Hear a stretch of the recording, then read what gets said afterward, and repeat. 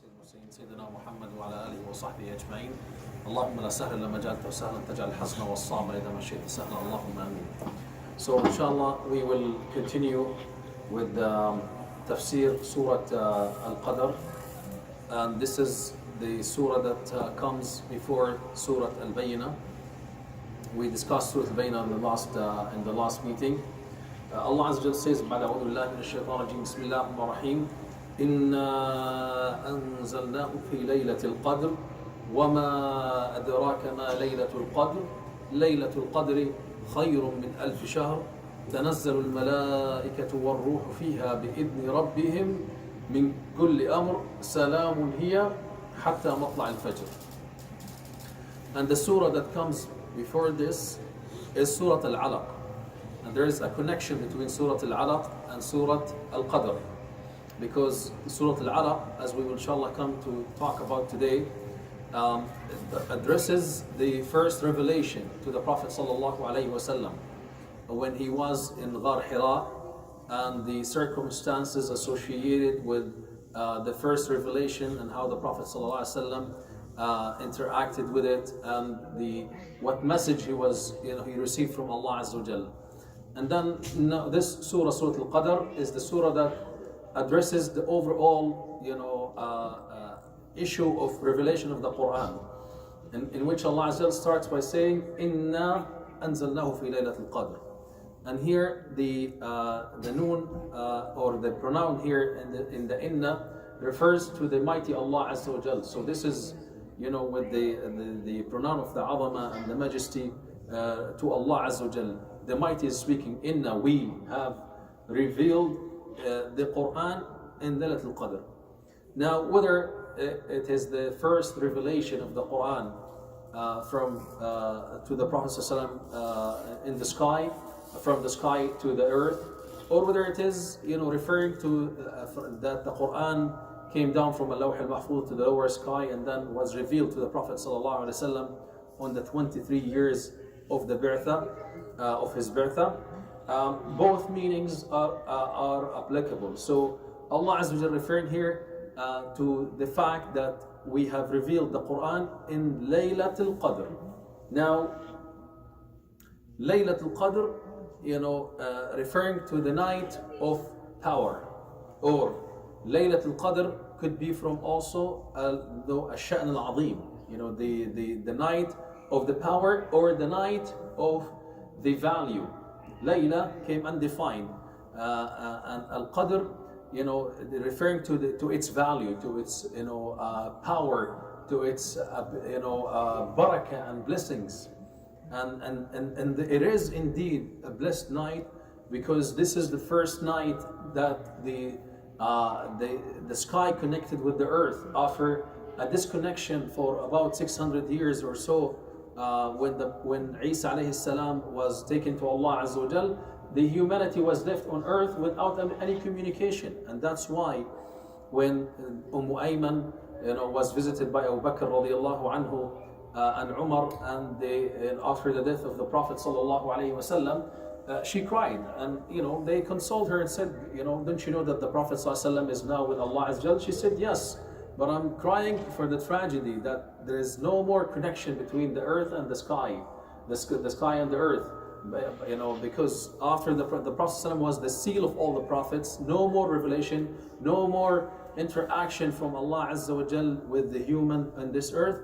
The final revelation is to be with us and our source of guidance until the day of judgment. And she said, and that's why I'm crying, because the fact that Jibreel is no longer coming down to the earth, there is no interaction by itself is a big deal. So the notion that Allah Azza wa Jalla have chosen this particular night to be the night in which Quran was revealed is indeed referring to that it is a powerful night. It is a night that has so much barakah, so much value in it. So inna anzalnahu fi laylat al-Qadr. And then Allah Azza wa Jalla, the normal style of raising the attention to the readers of the Quran, وَمَا أَدْرَاكَ مَا لَيْلَةُ الْقَدْرِ, and what would make you know that what is Laylat al-Qadr. Again, this, when you read the following verse, you become, your attention is stimulated. You become, so okay, what is it? What's with Laylatul Qadr? وَمَا أَدْرَاكَ مَا لَيْلَةُ الْقَدْرِ. What would you make you? So you are waiting for the information. You want Allah Azza wa Jal to inform you what is so special about Laylatul Qadr. What makes it an unusual night? What makes it different than other nights of the week, or even the month, or the whole year? Because this is indeed a night that is so powerful, and we know that that as Muslims we're expected to hunt and look for this night during the month of Ramadan, and from the rahmah of Allah Azza wa Jal, we were told through the Prophet ﷺ that it is in the last 10 nights of the month of Ramadan, and more specifically in the odd numbers of the nights of Ramadan, and in the Prophet ﷺ's event when he was attempting to inform the Sahaba about when Laylatul Qadr, he went outside and the two Sahaba were disputing, and as a result of that, the knowledge of this was lifted up, and the Prophet ﷺ indicated that it is still indeed in the last 10 nights, in the odd numbers of these nights. So when you look into this, we know by fact that Ramadan by itself as a month is a very blessed month.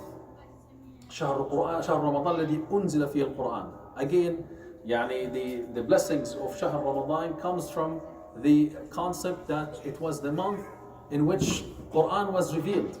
So this is referring to the same concept we're addressing right now, that the revelation of the Quran itself is so blessed that have made the month in which the Quran was revealed a blessed month. شهر رمضان الذي أنزل فيه القرآن.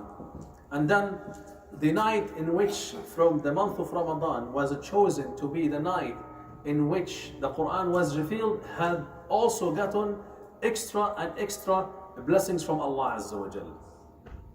وَمَا أَدْرَاكَ مَا لَيْلَةُ الْقَدْرِ. Laylatul Qadr, now Allah is informing us. Laylatul Qadr خَيْرٌ مِّنْ أَلْفِ شَهْرٍ. Now many people think, Laylatul Qadr is equal to 83.3 months, that year. That's not true, because Allah Azza said خَيْرٌ مِّنْ أَلْفِ شَهْرٍ, better than 1,000 months, which when you do the calculation and the math, it would turn out to be 83.3 or something not a year. But Allah is saying clearly it is more than that.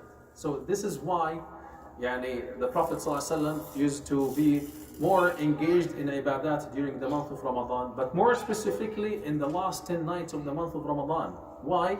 Because this is not a night you want to miss in your life. This is not something that you can afford to miss in your life.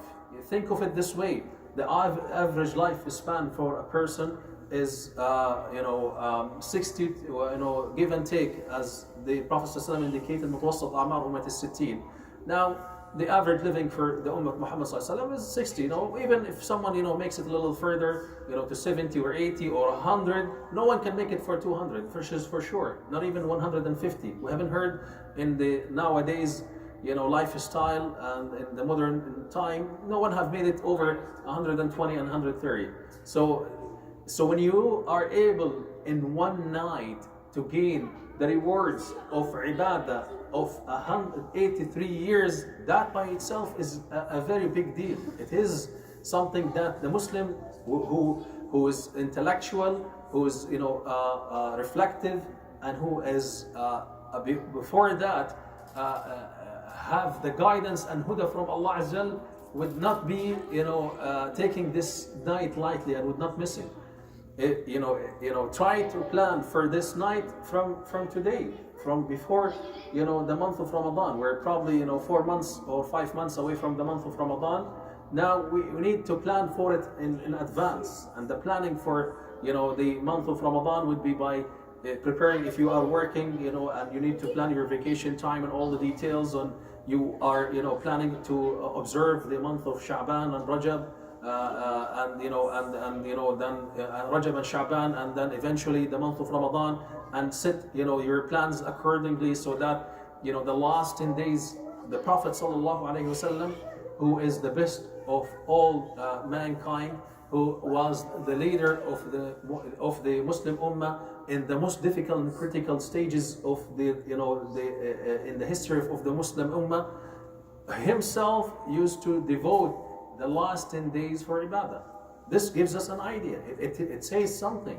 It says that, it is worth it. If the Prophet ﷺ, the best of all mankind, the busiest person, quote unquote, in our definition of nowadays, because we seem to be, preoccupied and busy with things in our life, and we try to show ourselves as being, busy all the time. But if the Prophet ﷺ had so many responsibilities, yet he devoted his life, his time in the last 10 days of the month of Ramadan to aim for Laylatul Qadr, it means it's worth it. It is, it is worth it for us also to plan for these days to be the days in which we, put everything behind us and focus on the valuable days and nights. So in a hope that we will be from those who are blessed to be able to gain it. Because after all, it's, tawfiq from Allah Azza wa Jal, the blessings from Allah Azza wa Jal that would help you and enable you to be able to gain it. And in my assessment, the planning for or aiming for Laylatul Qadr would start, as I said, from the month of Rajab. Those who in advance prepare themselves by engaging in Siyam through the month of Rajab, and then more, and get more in the month of Sha'ban, and train themselves accordingly in Qiyamul Layl and reading the Quran and devoting their life and themselves for ibadah and the remembrance of Allah Azza wa Jal. So in these particular 10 days, which include the Laylatul Qadr, they are ready, they are trained. They don't have from the beginning of the month of Ramadan to push themselves to get to that level of ibadah, because after, we're a human being. We have the tendency to adaptability is part of who we are as a human being, and learning is also another ability that Allah Azza wa Jalla have given to us. And this is known to many of us. So if you're aiming for a job, you go for education for so many years, and then you do co-op, and after many years of work, when you accumulate the experience, then the employers will be looking for you. You will not be looking for them, because they're looking for the skilled individual who would be doing the tasks as default. They become part of they don't have to struggle to do them. And this applies to those brothers and sisters who are in senior years of your life. Doing tasks for them would become a habit. So the same is to be applied to our ibadah and worshipping to Allah Azza wa Jal. We need to be ready in the most valuable time, not to train and push ourselves, but rather to be engaged in these times, blessed times, and gain the maximum rahmat and barakat. So Laylatul Qadr khayrun, better than 1000 shahr, 1,000 months. Not equal to, but better. It could be that in that night, may Allah make us from them, you would be from those who are able to gain the value of more 1,000 than 1,000 months. It could be 10,000, it could be 100,000. Allah knows. It's based on your your sincerity and ikhlas, and based on how much devotion you had, and how much efforts you have invested, and how much is between you and Allah Azza wa Jal in terms of ibadat and remembrance and ta'at, because there has to be secrets between you and Allah Azza wa Jal in ibadat. And if you do not have secrets between Allah Azza wa Jal, then you're missing out. For these secrets, Allah will pave the road for you and make it possible for you to be able to get more from your life, this very short life you have in the lifespan. طيب, تنزل الملائكة والروح فيها بإذن ربهم من كل أمر. Allah Azza wa Jal is further explaining for us the value of this night. It's not only that it is more in value than 1,000 months, it is also the night in which تنزل الملائكة. تنزل is different than tanzil. Tanzil means come down. Tanazzal will be like the Quran. القرآن الله عز وجل أنزل عليك الكتاب من هو الذي نزل على عبده الكتاب هو الذي نزل على عبده الكتاب فيه آيات محكمات هم أم الكتاب وأخرى متشابهات Allah Azza wa Jalla spoke about the Torah and Injil, أنزل التوراة والإنجيل, and Tanzil of the Quran will be in different times at different stages. So the Malaika would not be all together coming to the earth. They will be coming in waves from the sky down to the earth, and in massive amounts. And this is part of what the meaning is, Laylatul Qadr. And Qadr is from ظن أن لن نقدر عليه, means we will not make it tight on him. In the case of Yunus alayhi salam, لن نضيق عليه, as it is said in the Tafsir. And it said, the concept here is that the earth, which is so spacious, as it looks to us as a human being, tiny creations of Allah Azza wa Jalla in this massive planet that we call the earth, no matter how spacious and huge and big it is, it will become tight and small compared to the number of the Malaika who will be coming from the sky to visit the earth. So this is one of the meanings about Laylatul Qadr, that the Malaika will become in massive numbers to the earth, that the earth will be too small for the Malaika. And this is another important, beautiful meaning about the value of Laylatul Qadr, because the number of Malaika is known only to Allah. وَمَا يَعْلَمُ جُنُودَ رَبِّكَ إِلَّا هُ. أَطَّتِ السَّمَاءُ وَحَقُّ لَهَا أَن تَأُطْ. The sky has felt the heaviness, and it has the right to do so, as there is not 1 inch space in the sky except where a malak is standing or bowing to make a sujood to Allah Azza wa Jalla and praising Him. So the malaika will be coming down to the earth. تنزل الملائكة والروح. Not only the malaika, but the ruh, here referring to Jibreel alayhi salam, the chief of all the malaika. All the malaika will be coming down to earth to bring the barakah, to bring the rahamat, because after all it's a feast. It's a big feast that welcomes the special creations of Allah Azza wa Jalla, the malaika, who will be filling the earth. Chances that you are going to be from those who will be coming across a malak, or a malak will be coming across you throughout that night when you're engaged in ibadah, because we know that the malaika love those who are engaged in ibadah, whether it's recitation of the Quran, or whether doing your salah, or doing your tasbih, or istighfar, or whatever it is that you're engaged in that night. Or it could be possible that you'll be coming across the chief of all the malaika, Jibreel alayhi salam. So تنزل الملائكة والروح فيها بإذن ربهم, by the will of Allah Azza wa Jalla, min kulli amr, referring to what has been already destined and ordained for you from a qadr that will be coming down to you in that night. And according to some of the tafsir and some of the فيها يفرق كل أمر حكيم, this is in Surah Al-Dukhan. It could be that you were destined to be from those who should be dying in certain time or certain age, and as a result of your dua and the blessings and the barakah that you have gained throughout the Laylatul Qadr, you will be walking in the streets, and you will be having the provision as a result of and the barakah of your dua. So this is indeed a night that not only your provision for the whole year will be coming down, but also your du'as to Allah Azza wa Jal will be answered. And this is part of why the wise and intellectual Muslim would not be missing out in that night. تنزل الملائكة والروح فيها بإذن ربهم من كل أمر.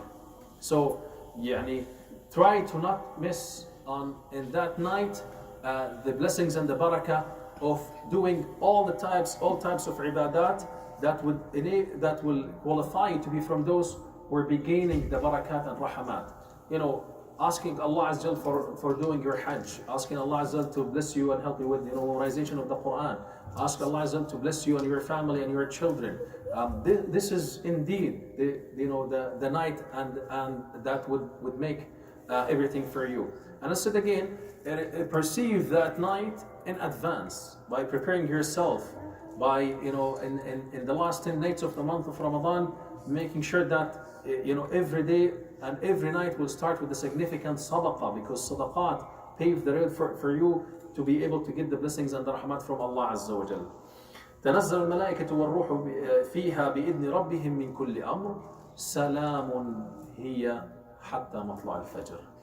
You know, this is referring to the fact that the blessings, the barakat, the rahamat, the peace in that night starts from the sunset, from the minute you break your fast until the last minute in which you hold and start your fasting for the following day. سلام هي حتى مطلع الفجر. So, you know, which means that you do have enough time, you know, a good amount of hours, minutes, or even seconds that are, you know, that will be enough for you to be able to gain the barakah and rahmah of that night. Salamun hiya hatta matla' al-fajr, until the last, you know, minute and seconds of this blessed night. Allah Azza wa Jal will be giving peace and ease to everyone, and that's why one of the signs of Laylatul Qadr is it's a peaceful night. You will see that it is, you know, a night in which, you know, everything in ease, you know, the people are in ease and peace and tranquility, because after all the malaika is filling the earth. May Allah Azza wa Jal help us to be able to reach the month of Ramadan and enable us to be from those who are able to engage in their ibadah in the right way, to be able to gain the blessings from all the month of Ramadan, and more specifically Laylatul Qadr. Allahumma ameen.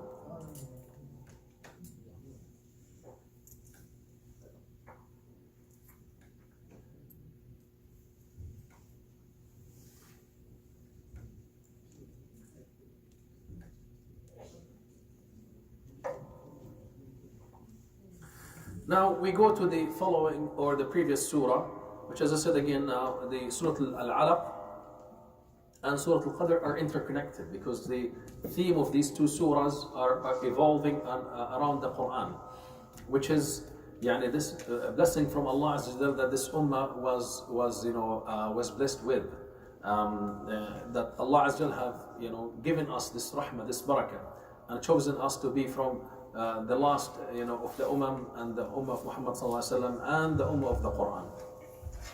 So Surah Al-Alaq, Allah Azza wa Jalla starts by saying, أعوذ بالله من الشيطان الرجيم بسم الله الرحمن الرحيم اقرأ باسم ربك الذي خلق خلق الإنسان من علق اقرأ وربك الأكرم الذي علم بالقلم علم الإنسان ما لم يعلم. Now, these first 5 verses are so significant, and according to the majority of the Mufassirun, that this, you know, these 5 verses are the first thing that was revealed from the Quran. You know, because there's, you know, there are some scholars who say that Al-Fatiha was revealed, the first thing was revealed, or, you know, Surah Al-Muzammil, يا أيها المزمل قم فأنذر وثيابك فكبر وثياب يا المزمل قم الليل إلا قليلا نصفه وانقص منه قليلا. And to the, you know, the most authentic is that the first revelation of the Quran in general was the introduction of Surah Al-Alaq. You know, the first 5 verses from Surah Al-Alaq, which addresses, you know, or portrays the, you know, the vivid, you know, image of the interaction between Jibreel alayhi salam and Muhammad sallallahu alayhi wasallam in the first night of revelation. And Surah Al-Fatiha was, according to the scholars, the first surah to be revealed to the Prophet sallallahu alaihi wasallam. And Surah Al-Muzammil was the first to be revealed after the disconnection of the wahi of Jibreel alayhi salam from coming back to the Prophet sallallahu alaihi wasallam. Because we know when the Prophet sallallahu alaihi wasallam first received, when he received the first revelation, Jibreel alayhi salam, you know, was delayed from coming back to him, to the point the Prophet ﷺ felt the emptiness, and he used to go, you know, in the mountains, and, you know, being anxious and looking, you know, and hoping that Jibreel is going to come back to him again, you know, after the overwhelming experience he had when he first received the revelation from Jibreel alayhi salam.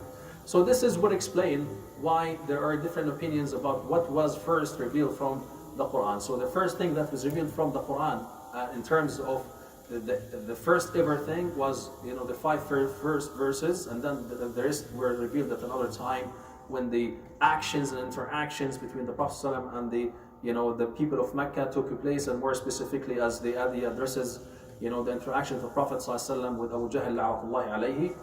And then, the Surah Al-Fatiha was revealed all together as the first chapter, this first surah to be revealed to the Prophet ﷺ in the early stages. And then again, the Surah Al-Muzammil, which came to the Prophet ﷺ after this connection, after the period of time that Jibreel was, stopped from coming to the Prophet ﷺ, and the Prophet ﷺ was so anxious.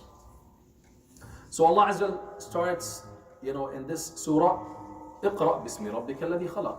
Read by the name of your Lord, the one who created.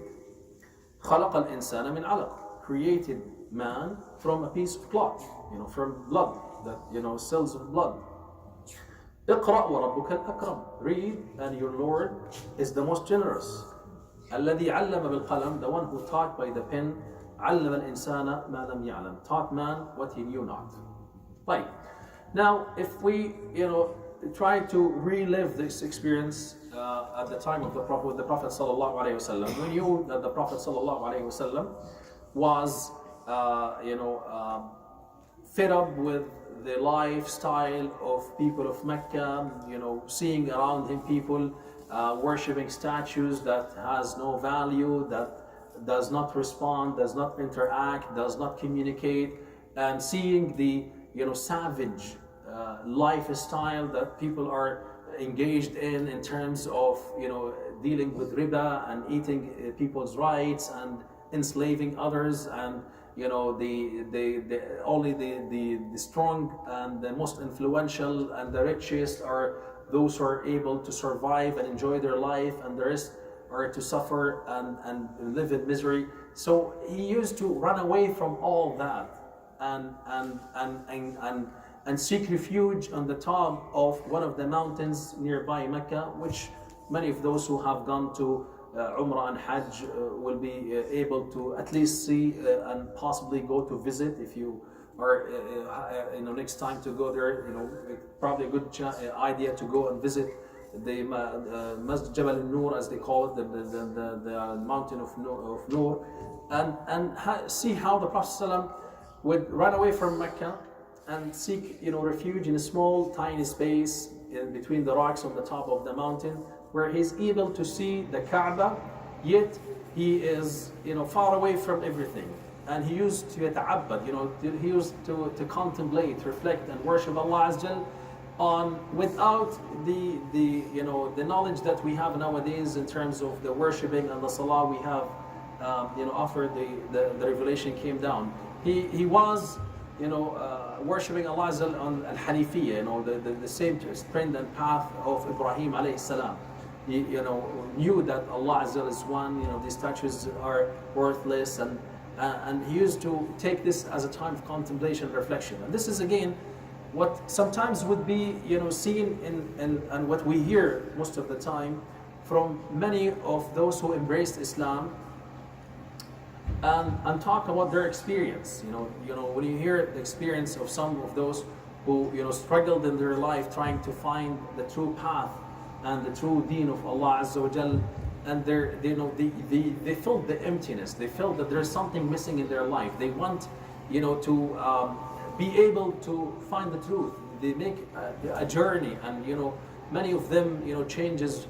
They abandon their faith, and then they become secular agnostics, and then eventually they search and they go to different routes and different religions, but they still feel the emptiness until finally Allah guides them to be introduced to Islam. And once they read and hear and touch the nur of the hidayah of the Islam, their whole life will change. They feel the impact, they feel that the empowerment, they feel the nur, the hidayah, everything comes through them, and their life will completely be changed, completely changed to the best. So the Prophet ﷺ, in that particular moment when he was contemplating, reflecting, worshipping Allah in his own way, all of a sudden see someone coming towards him and hug him and say to him, "Iqra, read."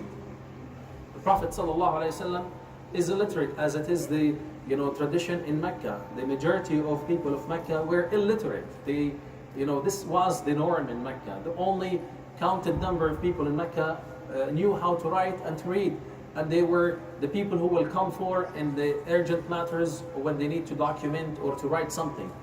So the general norm in Mecca is illiteracy, because people used to be proud of being illiterate, being ignorant, as we call it, jahiliyyah, or ummiyin, referring to the status they come down from the tummies of their mothers. Ummi in the Arabic language refers to the status that the newborn will be coming out from the tummy of their mothers. That means they have zero information on their hard drive. And they used to be proud of it. So the Prophet ﷺ's response was, "Ma ana biqari." What? I don't know how to read. I can't read. And then eventually Jibreel alayhi salam would be ghattahu, means he hugged him, a big hug, and release him and say, "Read." And the Prophet ﷺ would be so surprised. What I'm going to read? What should I read? I'm illiterate. I haven't held a pen in my hand, nor have I read a book ever in my life. And this was repeated for the third time, and then when he released him, he said, "Iqra bismi rabbika alladhi khalaq. خلق الإنسان من علق. اقرأ وربك الأكرم. الذي علم بالقلم علم الإنسان ما لم يعلم." This experience was the Prophet ﷺ was overwhelming. So imagine yourself, being by yourself, in the top of a mountain. This by itself is, overwhelming to many of us, to be alone in the darkness, and especially in the desert. But people who are living in the desert are used to being alone, and used to the harsh relatively environment of the desert. So but this a notion that someone comes and hugs you and release you, and the squeezing or the hug of Jibreel alayhi salam was so tight, it was almost a squeezing that the Prophet ﷺ felt the impact of it. And I liked what one of the scholars, I think it's Sheikh Sha'rawi rahmatullah alayhi, said that this hug from a malak was to give the empowerment to the Prophet sallallahu alaihi wasallam, which he's in need for, to use later on down the road in his da'wah. Because after this, the whole life of the Prophet sallallahu alaihi wasallam changed from being an average person, even though he was recognized in Mecca, but being a person living in Mecca. And what is Mecca? What is Mecca at that time?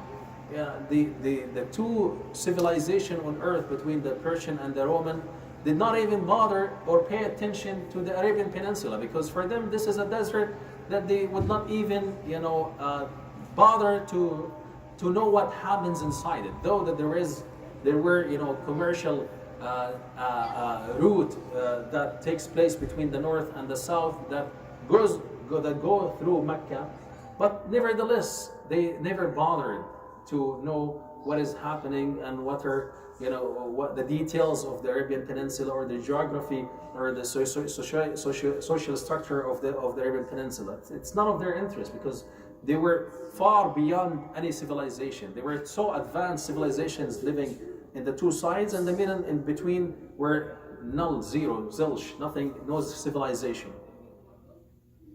So the Prophet ﷺ was overwhelmed, and he was shivering, and as we know, his immediate reaction is coming down and running to Khadija radiallahu anha, saying, "Zammiluni, zammiluni." Cover me, because this is what normally happens in situation like this, when you're overwhelmed and you emotionally could become so aroused, then you become in a vulnerable, you become in so vulnerable status, and then Khadija radiallahu anha welcomed him, and she said to him, after she covered him and maybe gave him a hug to give him the comfort, what is happening, and then he described to her what happened, and he was afraid that he might probably have seen a jinn, or maybe something wrong has happened to him.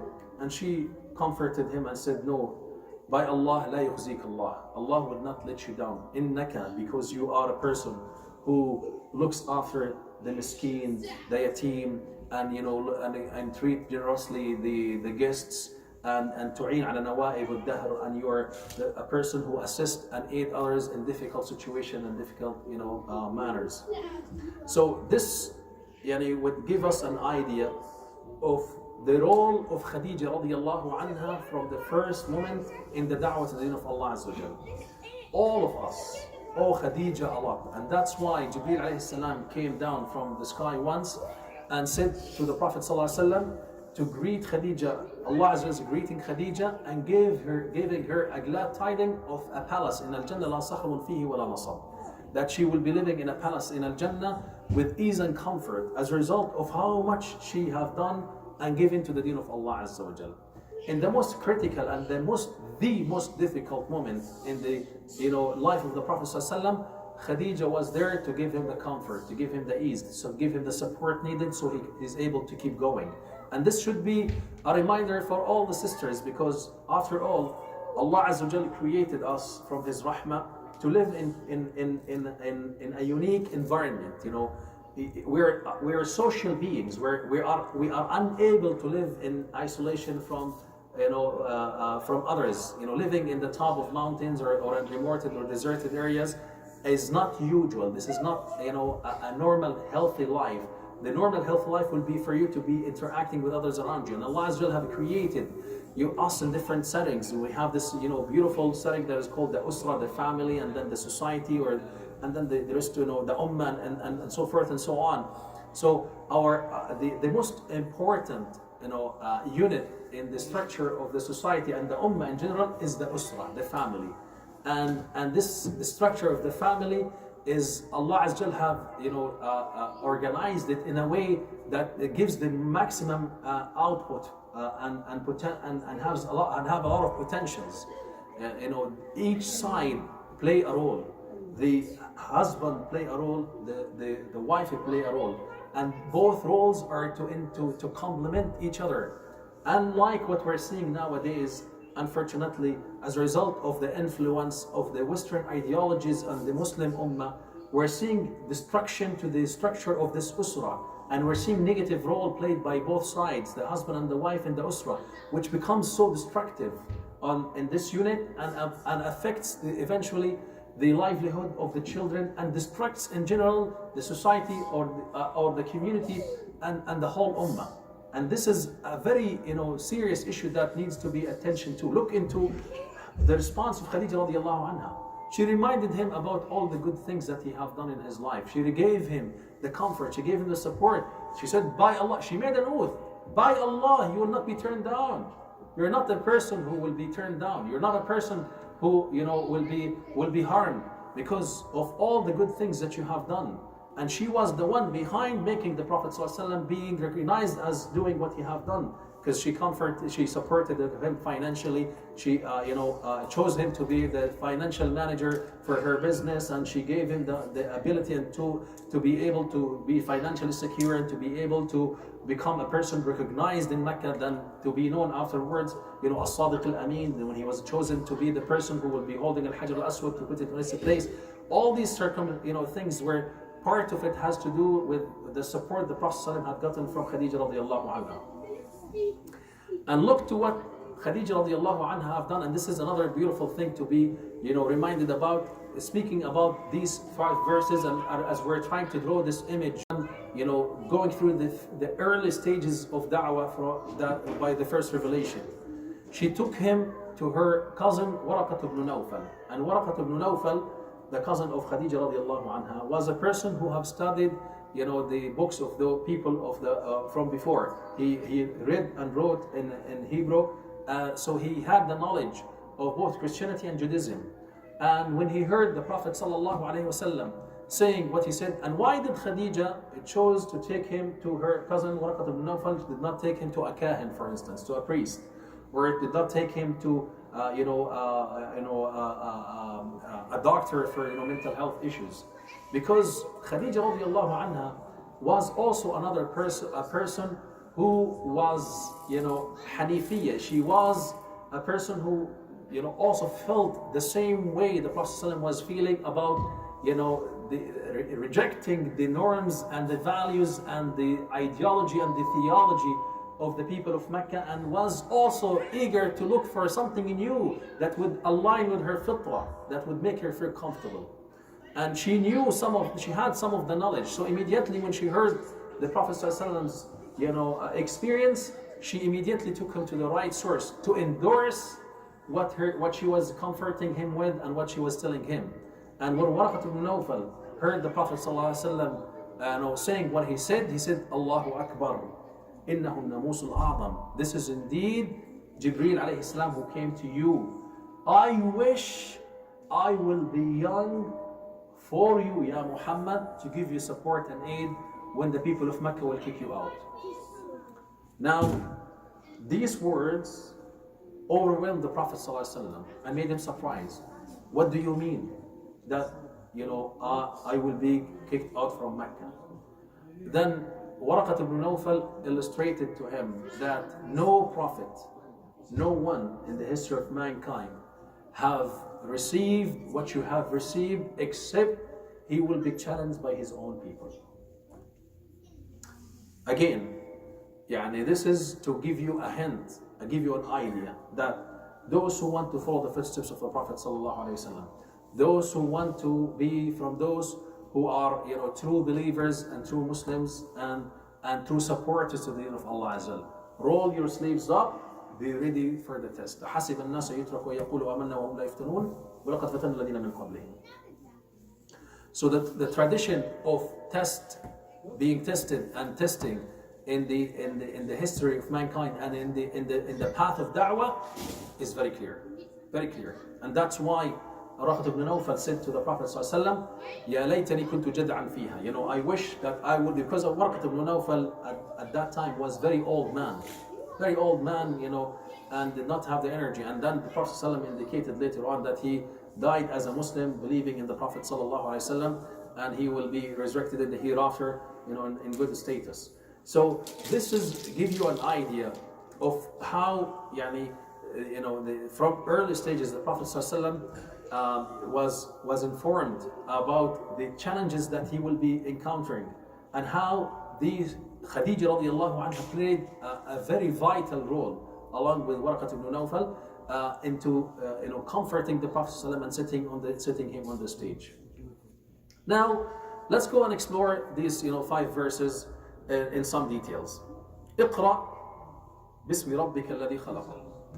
Okay, so read by the name of your Lord, the one who created. طيب. When the Prophet ﷺ was asked, he was told اقرأ, read. طيب, again, we knew that the Prophet ﷺ did not know how to read. So what does this refer to?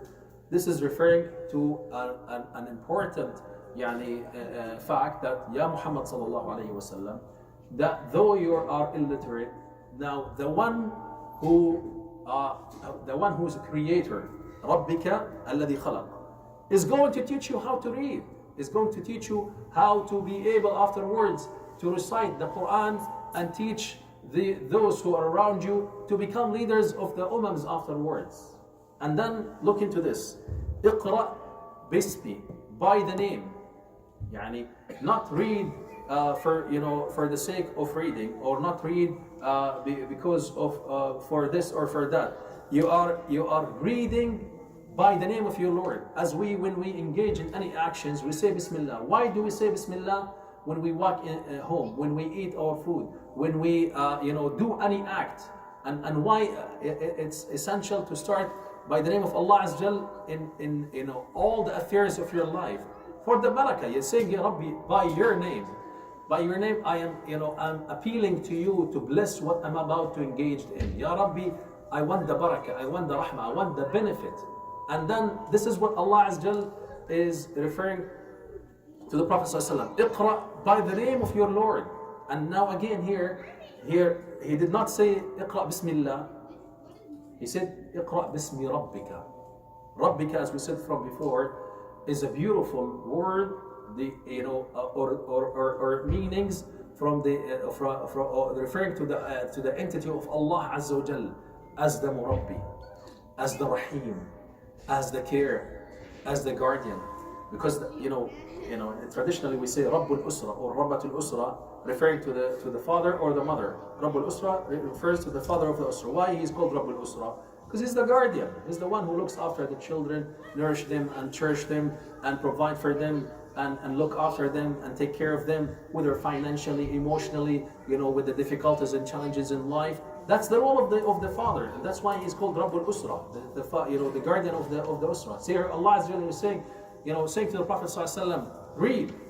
I know that you don't know to read, but from now on you will be able to, because you're going to be reading by the name of your Lord, Rabbika, the one who have cared from you since birth, because you were born orphan, did not see your father, and then shortly afterwards you lost your mother, and then after that you lost your grandfather, and then you lived a very challenging life, and then Allah Azza provided for you. أَلَمْ يَجِدْكَ يَتِيمًا فَآوَى وَجَدَكَ ضَالًّا فَهَدَى وَجَدَكَ عَائِلًا فَأَغْنَى. All these blessings of Allah Azza wa Jalla were given to the Prophet ﷺ. So Allah is reminding him, as I have looked after you and took care of you from early stages in your life, I am going to be the one who will be teaching you and will be qualifying you to be the teachers of all the teachers afterwards and teachers of all the humanity. اقرأ باسم ربك الذي خلق. Again, ألا له الخلق والأمر تبارك الله رب العالمين. Allah Azza wa Jal is the Khaliq. What does Khaliq mean? Creator. Creator is the one who present things from nothing. The one who creates and present things from nothing is so powerful and has the ability to do whatever he wishes. And that's what Allah, Rabbika alladhi khalaq. Yes, Ya Muhammad, you were illiterate, you were did not know how to read, but the one who is communicating with you right now is Rabbika, your Lord, alladhi khalaq, the one who creates. So do not be surprised. Do not, be, question how and is this, going to be possible for me at this age, the stage in my life? Yes, indeed, it is going to be possible at this stage and age in your life, because the one who's communicating with you is your Lord. اقرأ باسم ربك الذي خلق. The one who created. خلق الإنسان من علق. Reminding the Prophet ﷺ and those who come afterwards to that the one who created al-insan, man, from alaq. Alaq is a piece of cloth, blood, cells together, hangs in the womb of the mother, and this is probably the second stage in the different stages that the fetus go through after consumption, and this is again to remind al-insan, human, and here referring to all mankind, that the one who created you is Allah Azza wa Jal, and the one who has the ability to bring you to life after death. And this is the most blessed ni'mah that we get from Allah Azza wa Jal, is the ni'mah of being created, the ni'mah of creation. That this is a big ni'mah from Allah Azza wa Jal, that He have created us. So, الَّذِي خَلَقَ الْإِنسَانَ, and Allah reminds us about how His power and ability intervenes in our life at different stages, reminding us about our urgings from ma'in nahin, and then eventually throughout these different stages we become a human being. So this is to reinforce the concept of the power and ability of Allah Azza wa Jal in the livelihood of mankind. خَلَقَ الْإِنسَانَ مِنْ عَلَقٍ. اقرأ, read, وَرَبُّكَ الْأَكْرَمُ. You read, and your Lord, again, not Allah, your Lord, Rabbuka al-Akram, not al-Kareem, but al-Akram, the most generous. Reminding the Prophet ﷺ that do not worry, the one who is going to be looking after you, the one who is going to be teaching you to become later on the teacher of all the teachers, the master of all the masters, and to be in the leader of all the leading humanity to comfort and to the path of Allah Azza wa Jal, is your Lord, the most generous. وَرَبُّكَ الْأَكْرَمُ الَّذِي عَلَّمَ بِالْقَلَمِ. Re-endorsing an important fact that Allah Azza wa Jal is the one who have bestowed on human the concept of learning. وعلم آدم الأسماء كلها ثم قال للملائكة ثم عرضهم على الملائكة فقال أنبئوني بأسماء هؤلاء إن كنتم صادقين. قال سبحانك لا علم لنا إلا ما علمتنا إنك أنت العليم الحكيم. Okay. You have water? Yeah, alhamdulillah. Hot water? No, I'm good. Oh. Is the food here, by the way? Yes, everything ready. So I was waiting for the food. That's why I was taking. No, food is after. I have already the samosa. I told you samosa fast. No, we need sanabusak. We need real food. They eat food after Isha. No? Oh, after Isha. After program finish. You have to continue up to Isha. Tea and samosa. You could take it. Give him a break. 5 minutes, then maybe they could take it. Like, inshallah, we'll conclude these 5 verses and stop there, inshallah. As I was, I thought the brother was going to bring the food. طيب. الذي علم بالقلم. Reinforcing an important concept that Allah have honored the human by the knowledge. And this is starting from Adam alayhi salam, whom Allah Azza wa Jal have honored him above the malaika when he was in heaven because of the fact that he has the knowledge. الذي علم الإنسان بالقلم. Another, important concept that Allah have taught the tools, because there are asbab in our life. Normally, this is another important concept that we as Muslims, yes, believe in the power of Allah Azza wa Jal and His abilities, and as a creator, as the master, يقول للشيء كن فيكون له الخلق والأمر تبارك الله رب العالمين. We know all these things, but Allah Azza wa Jal have applied a sunan in this universe, in our life, that there are asbab for things. علم الإنسان بالقلم. To seek the knowledge, you have to master the skills of seeking the knowledge. And the first one to start with is to be able to hold the pen and write. And the qalam, the pen, is the original tool of learning and seeking the knowledge in the life of mankind. علم الإنسان الذي علم بالقلم علم الإنسان ما لم يعلم. Have taught human what they knew not from the past. And again, Allah Azza wa Jal have karramna bani Adam, have honored the human being. Why? Because of the knowledge they have. What distinguishes you from other creations of Allah Azza wa Jal is the fact that you have a mind, and you have the ability to think, and you have the ability to learn. So this is what Allah have honored you over the other creations that He have created, even the malaika, as it happened in the scenario of Adam alayhi salam, his first experience in Al-Jannah. طيب, before we conclude, let's look into these 5 verses. We see that Allah Azza wa Jal said at the beginning, Iqra, right? Iqra, which is read. And then Iqra repeated once again, right? Iqra bismi rabbika alladhi khalaq, and then Iqra wa rabbuka al-akram. So Iqra was repeated for the second time, right? Alladhi allama means taught. Another derivative or word related to learning and teaching. Allama al-insana. Allama was repeated once again, right? Allama al-insana ma lam ya'lam. What he did not know from before. So 5 times the words of learning and seeking the knowledge, or the tools of the knowledge, were repeated in 5 verses. What does this mean?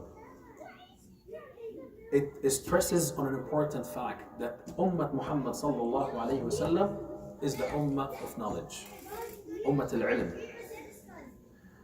And this is a concept was fully digested by those who came before us, who were in the golden ages, mastered all the different fields of science, whether the Shari'i science or the earth science and the sciences that are related to the livelihood of people in their life. And nowadays we're seeing the Muslim Ummah quite the opposite. We're seeing, the people of the knowledge being fought and being persecuted and being, segregated and jailed. All the scholars, majority of the scholars of the Muslim Ummah are either in jails or being, stopped from conveying their messages. We're seeing the same thing happening to the people who have the if we could realistically say materialistic knowledge, because there is no materialistic knowledge. Knowledge is knowledge, and ilm is ilm, and all are related, to each other, interconnected. Because when you read the Quran, إن في خلق السماوات والأرض واختلاف الليل والنهار والفلك التي تجري في البحر بما ينفع الناس إن في خلق السماوات والأرض واختلاف الليل والنهار لآيات لأولي الألباب الذين يذكرون الله قياما وقعودا وعلى جنوبهم ويتفكرون في خلق السماوات والأرض هو الذي يرسل الرياح بشرا بين يدي رحمته حتى إذا أقلت سحابا ثقالا فسقناه إلى بلد ميت فأنزلنا به الماء فأخرجنا به من كل الثمرات. A lot of verses in the Quran speaks about scientific facts. والشمس وضحاها, and then والليل إذا يغشى, and all those verses are scientifically based verses, reminding you about the power and abilities of Allah Azza wa Jalla. So we are the ummah of knowledge, and unfortunately nowadays, when we have taken out our identity as Muslims and we have abandoned the deen, we became asfal as-safilin. We became the lowest of all the nations, because we did not understand and fully digest the concept and importance of seeking the knowledge. And an important thing, when Allah Azza wa Jalla asked the Prophet ﷺ, "Iqra bismi rabbika alladhi khalaq." Read by the name of your Lord. Rabbika is, as we said again, come from rububiyyah, from the concept Allah Azza wa Jalla is the one who looks after you, the one who cares for you. And this is what we normally say, use to describe the relationship or the role and responsibility of the guardian of the family, Rabbul Usra. So this is to indicate that Allah, Ya Muhammad sallallahu alaihi wasallam, and then the Ummah Muhammad sallallahu alaihi wasallam afterwards, is to be an Ummah of Rahmah. The Ummah that seek the knowledge that is beneficial for them. Look into nowadays. Who masters and controls the avenues of science in the Western societies? Business. Like, go to universities, those who go to universities, who builds the labs? Who supports, the research? Business, right? I remember when I was in university, we had the most sophisticated